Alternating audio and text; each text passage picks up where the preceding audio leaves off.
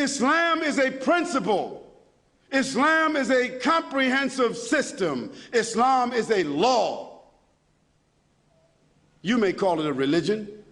I don't like to use that word. It's too restricting. When we say religion, a whole lot of things just come up in the mind from all the movies and books and things that we've read. Religion seems like kind of restriction, like a suit you might wear, like going into some place like it might be to some people virtual reality. You've heard of that, right? So like virtual reality, you can pay for, you can go somewhere and develop and have your own religion. But Islam is not like that. No, it's not like that. Islam is a law. Islam is a system. Islam is a legislation. Islam is a regulation, and therefore it has dimensions by which you can determine and identify it. Now, a Muslim is an individual who makes the profession that they belong to or they are attached to that system. Do you judge a system by the people who say that they are a part of it? No, you don't. And that's why they have what they call disclosures. So that if somebody works for my company and they do something wrong, my company will not be liable. Is that correct? Because I've already made a disclosure that this person does not necessarily represent our company in policy or so forth and so on. I've made a disclosure of that. Well, God has also made a disclosure that the human beings themselves, God is not indicted, and God is not imperfect, and God does not die, and God does not have the limitations, and God doesn't make mistakes, and God is not immoral, and God is not prejudiced. But some Muslims are. So we don't judge or indict a system of life by the people who claim to be that. We would not indict Jesus Christ by what Jim Jones did some years ago. We would not indict Jesus Christ by what Jeffrey Dahmer did.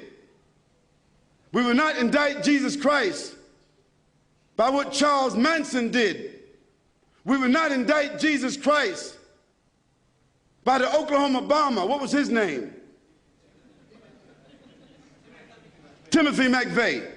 Was he a Christian fundamentalist?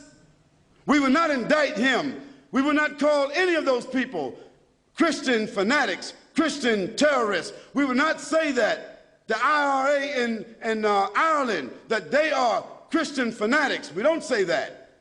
So how do we say Muslim fanatics, Islamic fundamentalists, Islamic terrorists? How do we indict a global faith of more than 1,500 years with a legislation, with principles, with dignity, with a record? How do we indict that entire faith and all the people who's with that faith and put them in some kind of classification and put on them an oxymoron? You know what that is, don't you? An oxymoron is a word that means just the opposite of what you put next to it. Islamic terrorist, Islamic fanatic. Those are oxymorons. A person cannot be Islamic by definition if they are fanatic. They cannot be. Because Islam is a system of peace, a system of submission and surrender to God, a system of dignity. Now, if somebody who's a Muslim doesn't act that way, if a Muslim acts as a criminal way, what are they?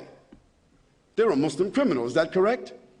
If a Christian doesn't act the way Jesus Christ spoke, how he lived and his message, if a Christian commits a crime, what are they? A Christian criminal. A Jewish person commits a crime, what are they? A Jewish criminal. A Buddhist, a Hindu, or anyone else that commits a crime, they are what? Criminals. But you don't indict the faith because of the criminal, do you? If that were the case, America, Great Britain, France, Germany, all the so-called advanced nations, they got more criminals wearing suits than all the criminals that are in jail. They would all be criminal governments.